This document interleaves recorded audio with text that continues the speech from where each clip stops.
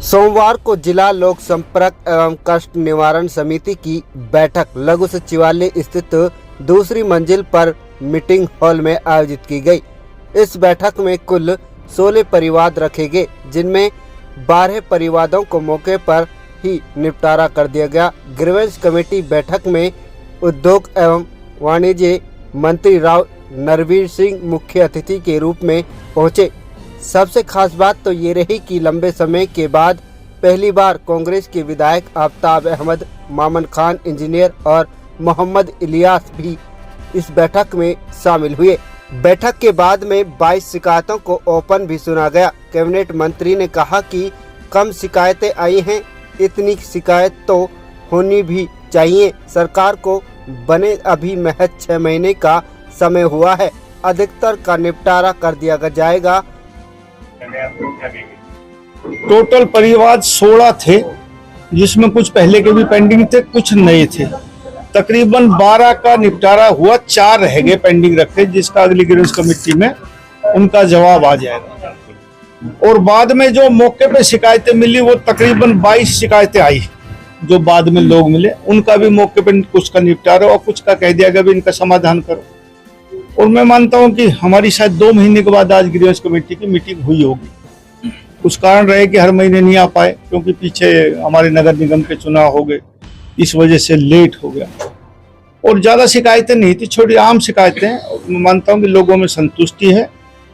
नई सरकार बनी है, 5-6 महीने हुए अभी, और इतनी शिकायत तो बढ़ती भी है। छोटी छोटी शिकायतें, प्रशासन ठीक ध्यान दे रहा है, तो इसलिए कम शिकायतें आई। और सरकार अपनी तरफ से कीन है कि भाई समस्याओं का समाधान हो। मंत्री जी, जीरो टॉलरेंस का काम आपकी सरकार कर रही है, लेकिन छोटी मोटी शिकायतें आज सामने आई हैं, क्या कहेंगे? देखो, शिकायतें तो थोड़ी थोड़ी आती हैं, लेकिन उनका समाधान ना हो तब दिक्कत मानते हैं जनतंत्र प्रजातंत्र में। ये प्रजातंत्र में शिकायतें आती रहेंगी, चाहे विकसित राष्ट्र भी हो उसमें भी शिकायतें आती हैं। हमारा मेवात है, पिछड़ा हुआ इलाका है, शिकायतें आती रहेंगी, लेकिन सरकार उस शिकायतों पे समाधान करने का पूरा प्रयत्न करती है।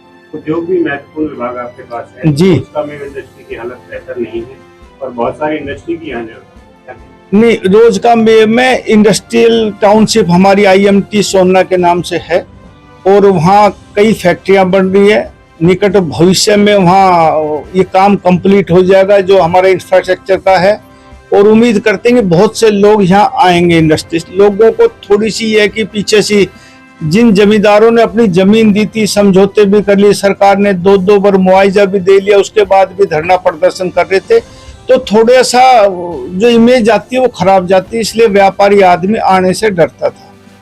अब हम कोशिश कर रहे हैं कि यहाँ का माहौल अच्छा बने। मेवात क्योंकि हमारे हरियाणा का हम पिछड़ा हुआ क्षेत्र मानते हैं, लेकिन दिल्ली के इतना नजदीक होने के बाद भी टाउनशिप अब हम सोच रहे हैं कि यहाँ उद्योग आए। ये यहाँ बॉम्बे एक्सप्रेसवे है, यहाँ 248 नेशनल हाईवे है, यहाँ KMP मार्ग है, दिल्ली से 60 किलोमीटर की दूरी पे इससे अच्छी जगह नहीं मिल सकती। और मेवात में क्योंकि सुप्रीम कोर्ट की वजह से पहाड़ कई सालों से बंद है, तकरीबन 20 साल हो गए मेरी ख्याल आदेश आए हुए, 2002-3 में बंद हुए थे, आज 23-24-25 हो गया। तो लोगों को रोजगार मिले। भारतीय जनता पार्टी की प्राथमिकता है कि मेवात में इंडस्ट्रियल टाउनशिप आए, और अकेले इस रोज का मेव में नहीं, मेरी कोशिश है कि हर ब्लॉक के अंदर एक क्लस्टर मेवात में बने।